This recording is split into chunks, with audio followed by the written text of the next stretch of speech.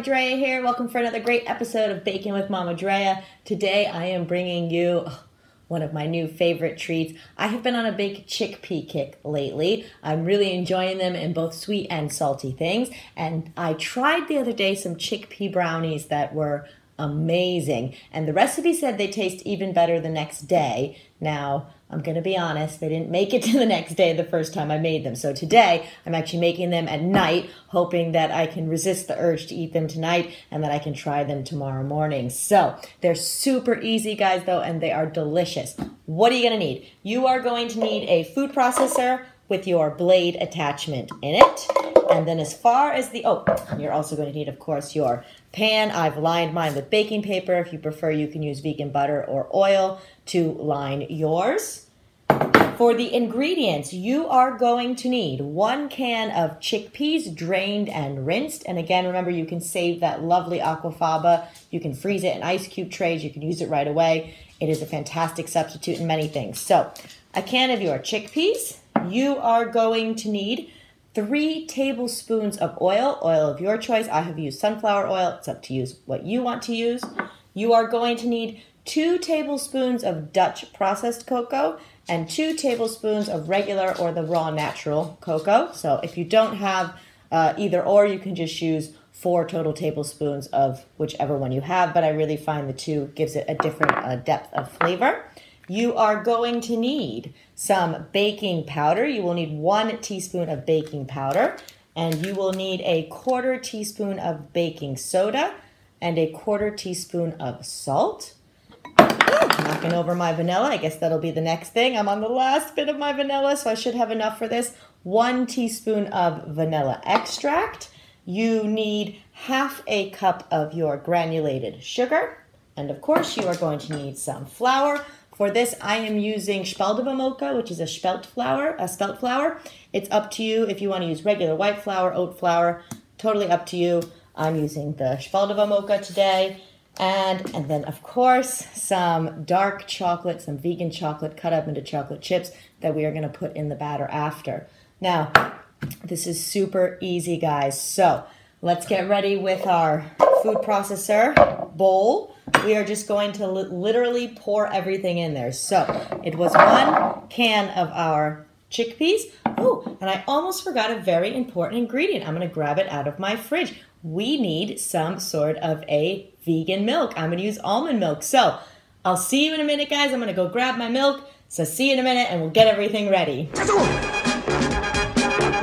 Okay, crisis averted. I've got some almond milk here, and it is 3 tablespoons of your vegan milk of choice. So it can be soy milk, almond milk, rice milk, whatever you prefer. Okay, so back to where we were. We've got our food processor. We've got our blade already in there. I've already put the chickpeas in. Now we're just going to put everything in there. So it's 3 tablespoons of your plant-based milk, 3 tablespoons of oil, 1/2 cup of sugar, 2 tablespoons of your raw or your normal cocoa powder, 2 tablespoons of your Dutch processed cocoa powder, 1/3 cup of your flour. Now again, this can be white flour. It can be whatever kind of flour you want. I today am using the spelt flour. So that is 1/3 cup flour. It's 1 teaspoon of your baking powder.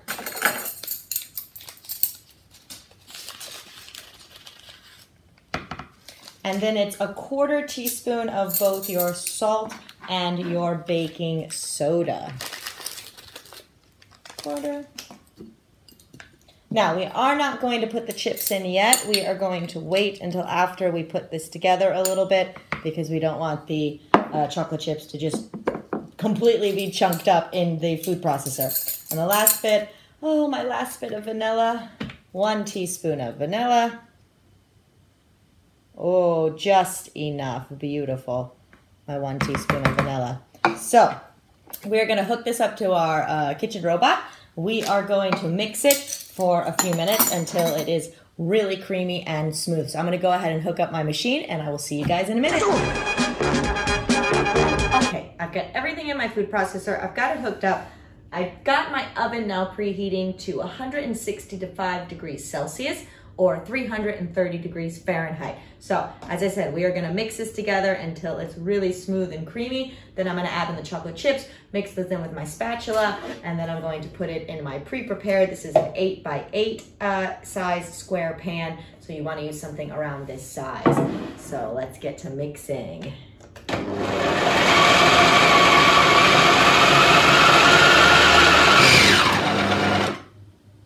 Gonna take this off and check it.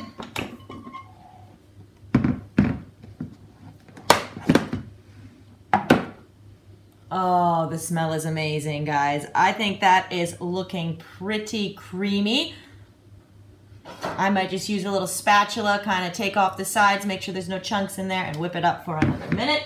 Let me grab a spatula. Here we go, let's see. Oh, I don't even think that needs any more mixing. That is amazing. So I'm going to take my chocolate chips,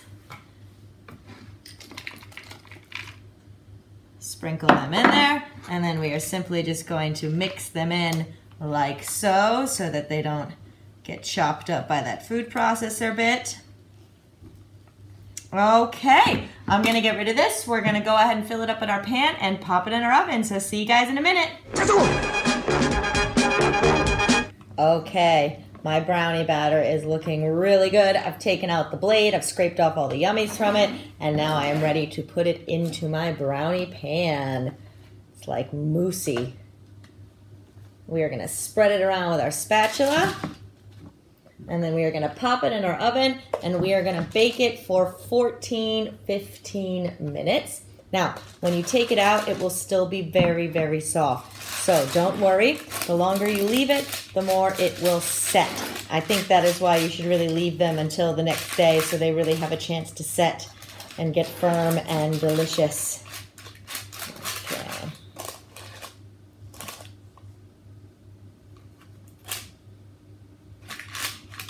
Spread that out.